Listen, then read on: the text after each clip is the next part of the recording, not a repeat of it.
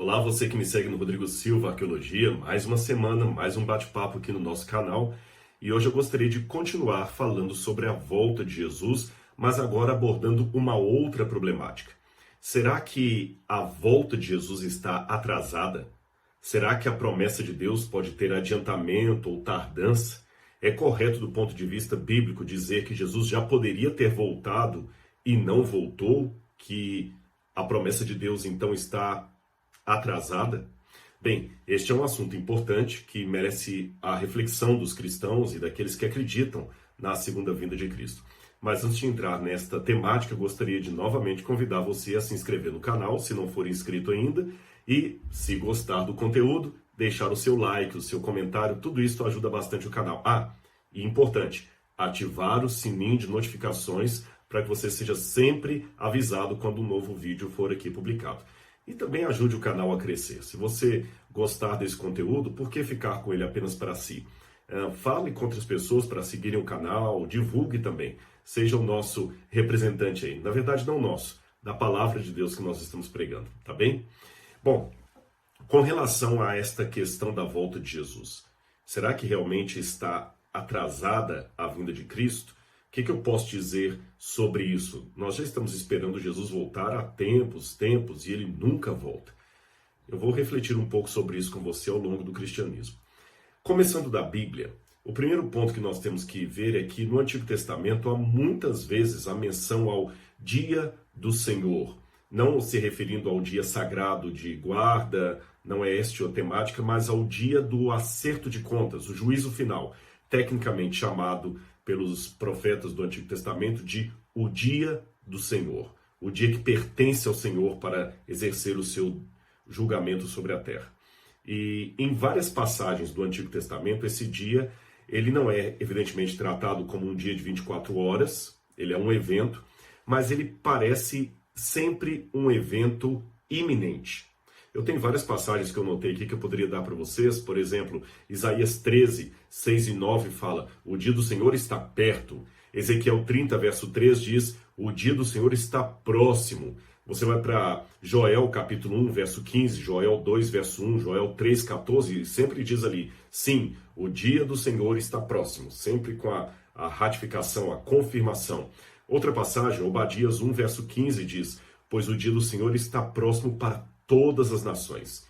E finalmente Sofonias capítulo 1, verso 14 e verso 17 também diz: o grande dia do Senhor está próximo e logo vem.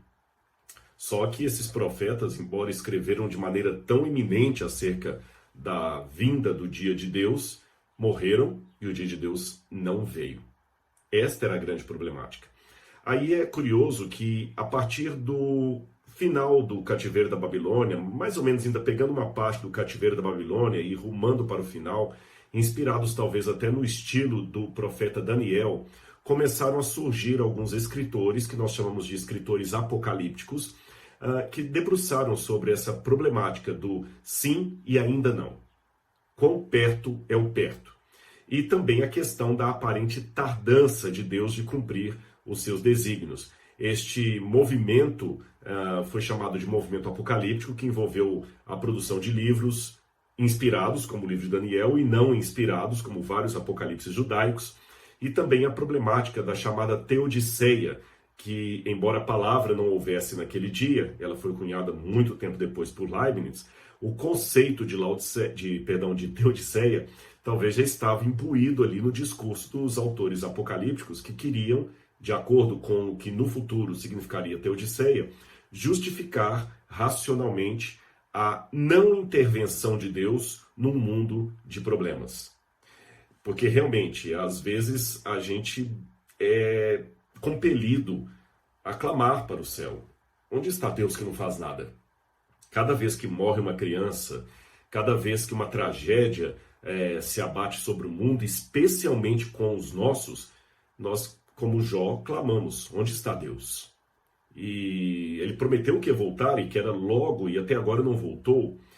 A igreja cristã assumiu, de certa forma, essa herança da questão da tardança, mas isto não impediu os autores do Novo Testamento e o próprio Senhor Jesus a sempre falarem da volta de Cristo, ou do dia do Senhor, como sendo um evento às portas, próximo, iminente. Você tem diversas passagens no Novo Testamento, por exemplo, Romanos capítulo 12, verso 13, Romanos capítulo 13, verso 12. Lá diz: a noite está quase acabando, o dia, evidentemente o dia do Senhor, logo vem. Você vai para Filipenses capítulo 4, verso 5, perto está o Senhor. Você vai também para Hebreus 10, 25 e Hebreus 10, 37, você tem: se aproxima o dia e em breve, muito em breve, aquele que vem virá e não tardará. Você vai para Tiago e você encontra ali: a vinda do Senhor está próxima, Tiago 5, verso 8.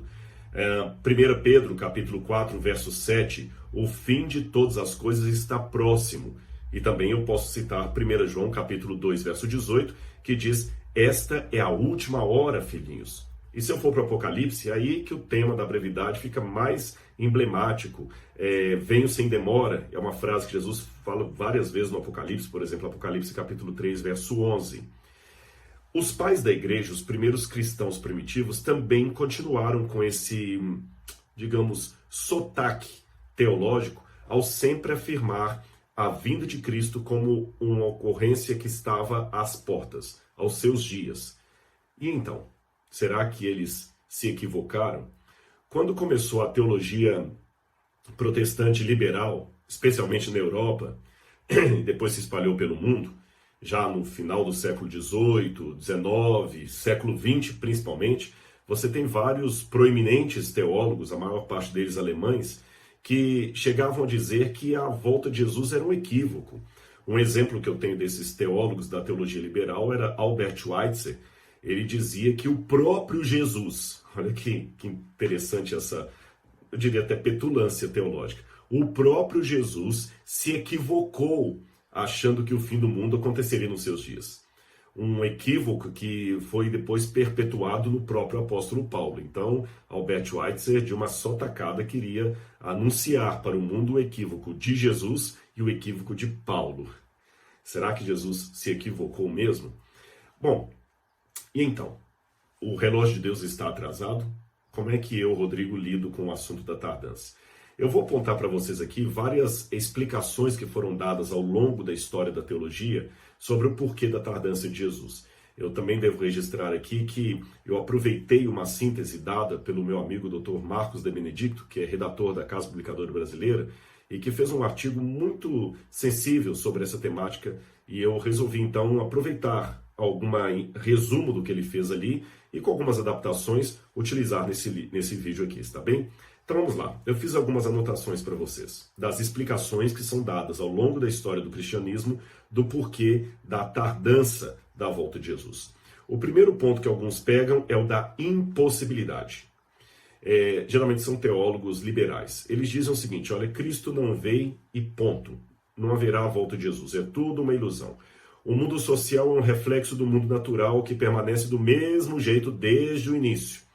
Por isso que alguns hoje, até talvez embarcando nessa ideia de que Cristo não venha mais, estão falando tanto em desistir do reino dos céus e começar a construir o paraíso aqui na terra.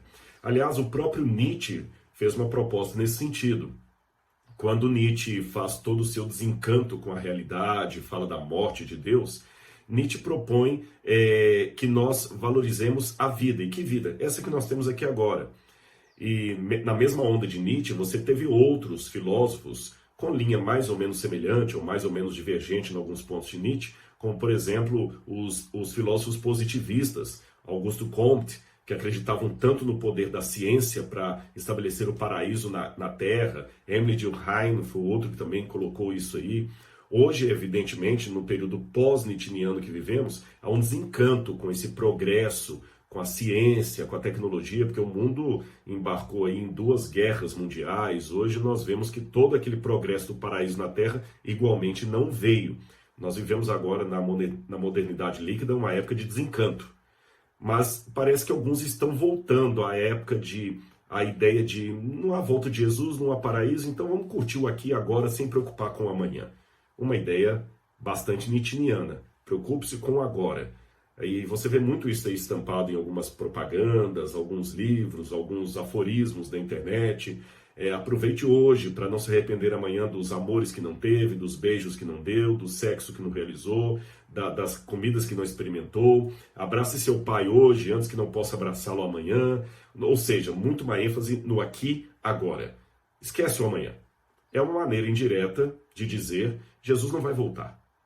Bom, quanto a esses, eu tenho aquela passagem clássica de 2 Pedro capítulo 3, onde ele fala que no fim dos tempos viriam os escarnecedores, segundo seus escárnios, questionando onde está a promessa da sua vinda, porque desde que nossos pais morreram, as coisas estão como desde o início. Então, Pedro, olha, você se esquece que também por muito tempo houve céu e terra, até que veio o dilúvio, etc. Uma segunda forma que nós encontramos ao longo da história do cristianismo de responder a esse problema da tardança é negar que haja uma tardança. São um grupo de teólogos que falam da agenda de Deus. Então eles falam o seguinte, olha, para ocorrer uma demora é preciso ter uma data estabelecida. E como o Novo Testamento não estabelece nenhum tempo, falar em demora ou tardança é inapropriado. Esse grupo diz assim, olha, não tem tardança. Teria tardança se o Novo Testamento dissesse, Jesus virá daqui a 100 anos, e depois dos 100 anos ele não veio. Então é desproporcional, é errado, é herético falar em tardança da volta de Jesus. Eu tenho um pé atrás com esse grupo, embora eu concorde com parte deles, porque tem uma passagem da Bíblia que fala, né, que os desígnios de Deus não conhecem tardança nem adiantamento, porém temos que fazer sempre a hermenêutica dos textos, e devemos lembrar também que a Bíblia não pode ser lida só com um texto, tem que olhar a obra, o conjunto da obra. E tem várias passagens bíblicas que dão a entender que há sim uma tardança, um atraso. Eu vou citar algumas para vocês que eu anotei aqui. Lucas capítulo 12, verso 38, quando fala da promessa da volta de Jesus, Jesus afirma que pode demorar até a terceira vigília. Ele conta a parábola dos 2 servos e ele fala, olha, pode ser que o Senhor venha à meia-noite, pode ser que ele venha à terceira vigília. Então, quer dizer, ele vem numa época esperada, mas acaba vindo noutra. Isso para mim é a tardança, né? Ele pode vir meia-noite ou na madrugada. Outro detalhe também, Lucas capítulo 12, 45, deixa claro que aos olhos de um determinado servo, o retorno do Senhor está demorando muito, ainda que seja uma perspectiva humana. Mateus 25, verso 5, fala que tardando o noivo, as virgens foram tomadas de sono. Tardando o noivo, atrasando o noivo. Então veja bem, as virgens foram tomadas de sono por quê? Porque elas esperavam o noivo por um momento e ele tardou. Veja bem, essa parábola das 10 virgens para mim é emblemática. Ela não fala que as virgens se equivocaram quanto ao momento que o noivo chegaria, simplesmente. O noivo tardou. Então, quer dizer, ele tardou, ele atrasou. Tardando o noivo, quer dizer, tudo estava pronto e esperado para que ele chegasse a determinado momento. Aliás, na cultura do Antigo Oriente Médio, um noivo jamais chegaria à meia-noite para a festa. Esse não era o horário do noivo chegar. Mesmo que alguns casamentos em Israel poderiam ser realizados na noite, mas era logo após o pôr do sol. Estou falando nos tempos bíblicos, onde vinham as festas, as luzes, alguém iluminando, que dava um glamour melhor da cerimônia de casamento ela ser feita à noite. Então vinha o noivo e todo mundo dançando e em torno da fogueira, alguns com tochas trazendo o noivo para encontrar com a noiva. O amigo do noivo vinha à frente, tinha tudo isso, mas não à meia-noite. A meia-noite era a hora que tinha que estar todo mundo dormindo. Então, evidentemente, que a parábola está apontando para um atraso, sim. O noivo veio na hora que não era necessariamente para vir, pelo menos pelo protocolo. Outra passagem que eu poderia pegar também, Mateus 25, 19, que fala que o Senhor retornou muito tempo depois. É outra parábola de Jesus, falando dos talentos. Então ele fala, olha, o Senhor demorou para vir muito tempo depois. Então a Bíblia dá a entender que há uma tardança, sim. Uma terceira forma de explicar esse aparente atraso da volta de Jesus é a teologia do tempo divino. O que a teologia do tempo divino diz? Ela, em síntese, fala assim, para Deus o tempo é diferente do nosso. A perspectiva divina é mais ampla. O período de 1000 anos em nosso calendário, para Deus é como se fosse um dia. Então nós devemos observar não o calendário da Terra, mas o calendário de Deus. Para nós está demorando, mas para Deus é perto. A princípio, realmente parece que o apóstolo Pedro apela para esse argumento quando ele fala em 2 Pedro 3, verso 8, não tarda o Senhor a sua promessa, como muitos a julgam demorada. Antes, lembre-se que para o Senhor um dia é como 1000 anos como um dia. Realmente, Pedro fala disso. Mas vamos colocar uma problemática emocional aqui. Do ponto de vista da comunicação divino-humana, a mensagem foi dada para esclarecer os tempos, a escatologia, para esclarecer a anjos ou a seres humanos? É a seres humanos. O Apocalipse é claro. Revelação de Jesus Cristo que Deus lhe deu para mostrar aos seus servos as coisas que devem acontecer em breve. Então ali eu confesso para vocês que emocionalmente falando, no campo das emoções, é um pouco problemático. Não estou querendo corrigir o apóstolo Pedro, mas só entender melhor a passagem dele, ou pelo menos a aplicação que muitos fazem da passagem dele. Porque, convenhamos, quando eu estou falando para uma criança, eu vou usar uma linguagem infantil. É diferente de quando eu estou falando para um colega arqueólogo da Universidade Hebraica de Jerusalém. Se eu estou falando para um colega arqueólogo da Universidade Hebraica de Jerusalém, ou se eu estou escrevendo um artigo acadêmico para ser publicado numa revista científica, é diferente de eu estar fazendo um programa para crianças. A minha linguagem, as minhas ilustrações, o meu vocabulário tem que mudar radicalmente para atender o destinatário da minha comunicação. Então, em outras palavras, se eu falar com crianças usando uma linguagem própria para colegas do mundo arqueológico, eu não vou atingir a criança, porque ela vai pensar com a cabeça de criança. Da mesma maneira, se eu falar para colegas do mundo teológico usando uma linguagem infantil, também não vou atingi-los. Então, se Deus fala conosco usando uma perspectiva divina, é complicado, porque nós estamos entendendo numa perspectiva humana. E, aliás, no Apocalipse, pegando um exemplo, o Apocalipse fala muitas vezes assim, porque em breve voltarei. Porque as coisas que estão por acontecer, o tempo está próximo. Apocalipse 1, verso 1 já começa assim, né? Apocalipse de Jesus Cristo, que Deus lhe deu para mostrar aos seus servos as coisas que em breve devem acontecer. Em breve. Esta mesma palavra breve, que na verdade é um advérbio de tempo, esse mesmo breve, ele também qualifica a ordem do anjo para Pedro, lá no livro de Atos dos Apóstolos, capítulo 12, verso 7. Se você vai a Atos 12, verso 7, você vê o anjo chegando à prisão para Pedro e fala assim, Pedro, levanta-te depressa e sai. A mesma palavra, depressa, é a palavra que aparece no Apocalipse. Ora, se o anjo falou, Pedro, levanta-te depressa, é depressa mesmo, naquela hora. Não era para Pedro ficar esperando 2000 anos para levantar e sair da cadeia. Ora, por que no caso de Pedro, quando o anjo falou, levanta rápido, depressa e sai daqui, é uma coisa imediata, e no Apocalipse, quando fala depressa, tem que ser 2000 anos? Fica complicado da gente entender isso aí. Mas é uma hipótese que alguns levantam também. A quarta proposta que foi dada ao longo dos anos aí é a questão da paciência. Deus não quer que ninguém pereça, isso também está em 2 Pedro 3, verso 9, mas que todos cheguem ao arrependimento. É por isso que alguns acham que Deus espera além do razoável, e pode ser, mas eu acredito que isto terá um limite. Eu explico a vocês por quê. Num dos programas das minhas gravações de evidências, eu expliquei em que sentido eu interpreto o fato de Deus ter escolhido cada um de nós. Porque eu não acredito na doutrina da predestinação calvinista. Eu não concordo com a predestinação calvinista. Mas eu tenho que admitir que a Bíblia em vários momentos fala que Deus nos escolheu, nos predestinou em Cristo. Então, quer dizer, escolha é você retirar algo em detrimento a outros.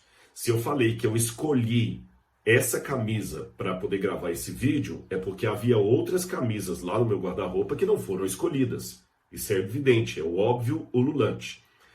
Mas como é que eu posso então explicar as diversas passagens da Bíblia onde dizem que Deus escolheu, predestinou, se eu acho que todos nós fomos escolhidos para a salvação? Porque é isso que eu defendo. Deus escolheu a todos para a salvação, mas se ele escolheu a todos, não houve escolha. não houve eleição, eleição, escolha já pressupõe outros elementos que não foram escolhidos, que não foram eleitos. Como é que eu resolvo isso? É simples. Se eu olhar pela biologia, não é que eu estou querendo usar a biologia para entender Bíblia, mas eu acho que como parâmetro aqui apenas de ilustração funciona. Um homem em sua idade adulta, ele produz bilhões ou trilhões e trilhões e trilhões de espermatozoides.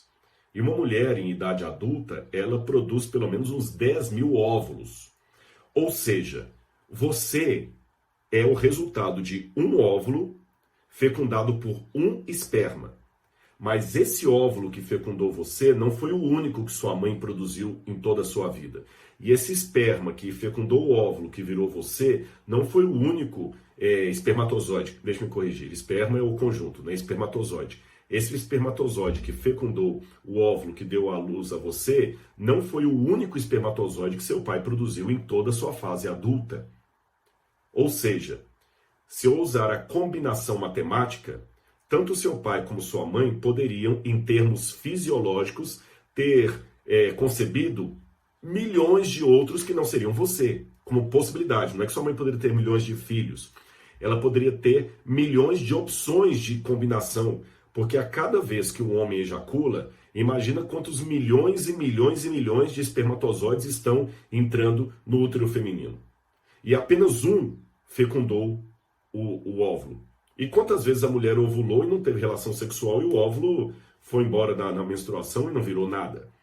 Então quer dizer que matematicamente falando, há milhões e milhões e milhões e milhões e milhões de possibilidades de combinação de espermatozoides com óvulo para sair indivíduos diversos. Mas de todos esses milhares de possibilidades que Deus teria, essas milhares de possibilidades, Deus escolheu que aquele espermatozoide específico fecundasse aquele óvulo específico, porque Deus quis você e não os outros que não foram fecundados. Então é nesse sentido que Deus escolheu a cada um de nós. Porque meu pai e minha mãe poderiam, se meu pai tivesse relação sexual com minha mãe, sei lá, 2 dias depois, talvez não seria eu que estivesse aqui, com certeza não. Tá certo? Se o meu pai tivesse relação sexual com minha mãe no mês seguinte, na outra ovulação, talvez ela teria uma menina e não seria o Rodrigo Silva. Ou mesmo que fosse um menino, seria outra pessoa, não seria eu. Então aquela fecundação, naquele momento exato, naquela forma exata, com aquele espermatozoide exato, aquele óvulo exato, que foi a única forma que tinha de ser eu e não outro aqui nesse lugar, permite dizer que Deus me escolheu. Entendeu como é que eu entendo a questão da escolha? Só que Deus quer que todos sejam salvos, evidentemente. Mas Ele não obriga todas as pessoas a se salvarem. Então isso aí tem um limite. Eu não posso colocar isso aí ad infinitum, porque sempre Deus vai estar gerando filhos. E se eu disser assim, não, Deus não voltou no século passado, porque senão quem nasceu no século XXI não teria sido salvo. Se for assim, Deus também não poderá voltar no século XXI, porque quem vai nascer no século XXII também não nasceu ainda, não foi salvo. Então, isso tem um limite. Essa paciência de Deus tem um limite. Outros propõem, o quinto tema, a teologia da condicionalidade. Eles acreditam que a volta de Jesus é incondicional, mas o tempo depende das circunstâncias. Opa, isso aqui me interessa. A hipótese da condicionalidade, vou repetir, a volta de Jesus é incondicional, ela vai acontecer anyway. Mas o tempo para que ela ocorra depende das circunstâncias. Como não existem mais profecias de datas pré-estabelecidas, de acordo com Apocalipse 10, verso 5, que fala já não haverá mais tempo, a hora do evento depende de outros fatores. E, de fato, se olhar na Bíblia, o povo de Israel poderia ter entrado em Canaã num tempo muito mais curto do que entraram. Aliás, nem entraram, porque quem entrou foram os descendentes deles, com exceção de Caleb e Josué, aqueles que saíram mesmo pelo êxodo, morreram no deserto. O plano de Deus original seria que talvez aquele povo que ele tirou do êxodo entrasse em Canaã, num curto espaço de tempo. Deus talvez não queria que ficassem 40 anos para aquela nação morrer. Mas Deus fez isso por causa da situação humana. Ou seja, Deus é soberano, mas Ele pode atrasar ou adiantar os seus eventos de acordo com as circunstâncias do seu povo. Isso é fato. Jesus já poderia ter voltado se a igreja tivesse pregado o evangelho em todo mundo. Sexto, alguns apelam para a questão da maldade. Na visão de alguns, o grau de maldade do mundo ainda não atingiu o estágio suficiente para que seja objeto da ira divina. De fato, parece que Deus tem uma paciência, vou voltar de novo ao assunto da paciência, uma tolerância.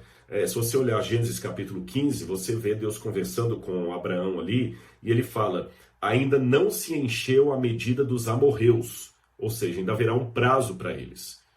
E quando encheu a medida dos amorreus, Deus mandou aniquilar os amorreus. Então, de repente, a maldade humana não chegou ainda a um limite que Deus fala, agora basta, eu não posso mais tolerar isso. É possível. Em número 7, alguns também apontam para a questão da evangelização. Eu fiz uma menção breve disso recentemente. Quando o evangelho do reino for pregado a todo mundo, em testemunho a todas as nações, então virá o fim. Eu concordo com isso, falei disso no vídeo anterior, fiz uma breve menção disso agora, há um minuto atrás, mas eu não posso também levar isso ao extremo de colocar Deus dependente de mim. Deus quer que a igreja pregue, mas ele não vai ficar esperando pelo Rodrigo. Até eu falei mais sobre isso no vídeo anterior. Se você não assistiu, volta no vídeo da semana passada e assista. Número 8. Alguns falam também da questão da perfeição. O que seria isso? Deus está esperando que o povo dele atinja um nível de maturidade espiritual e assim esteja pronto para que ele possa reclamá-los como seu. Número 9. Há aqueles que falam da soberania de Deus, apontam a soberania. Deus fixou uma data desde a eternidade, porém, na sua sabedoria, ele preferiu não revelá-la, a fim de que nós não desanimemos, e a espera, então, ela é predeterminada, mas não pós-estabelecida. Então, assim, desde lá de trás, Deus já estabeleceu que a volta dele seria naquele dia, e ponto. É mais ou menos parecido com aquela questão que não há tardança.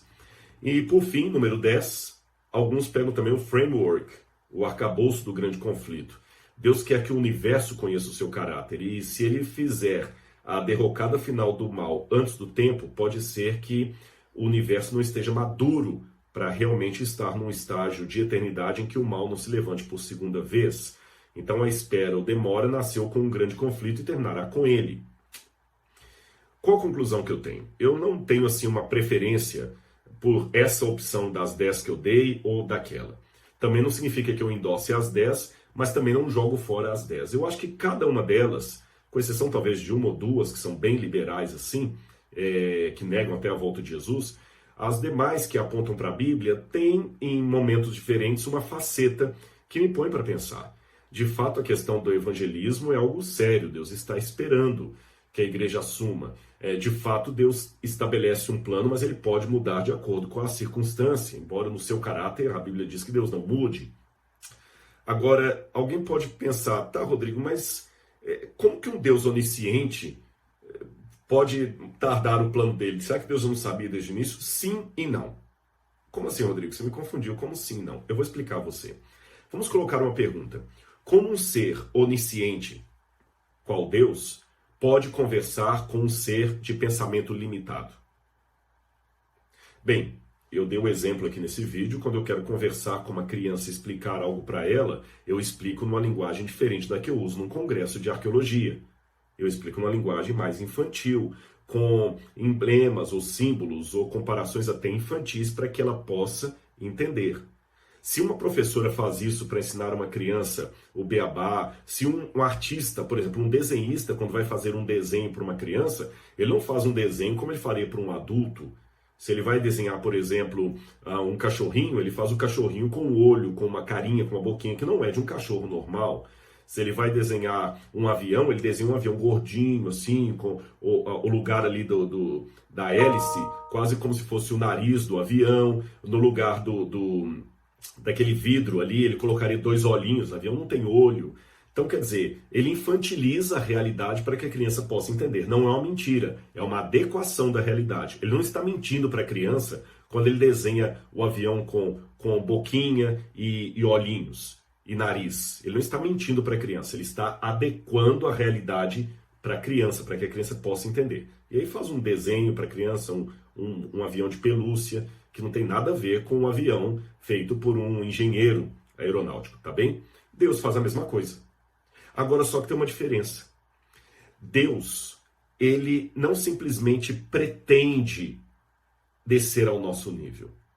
A Bíblia fala que Jesus se esvaziou de sua divindade para nos salvar, é claro, mas antes da salvação também para revelar a divindade para nós. Em outras palavras, se Deus simplesmente fingisse um diálogo conosco, ele seria uma pessoa, um pretender, como diz em inglês, um falso, alguém que está pretendendo ser o que não é. E Deus não mente para o seu caráter, Deus não mente, Deus não atua como um ator de teatro.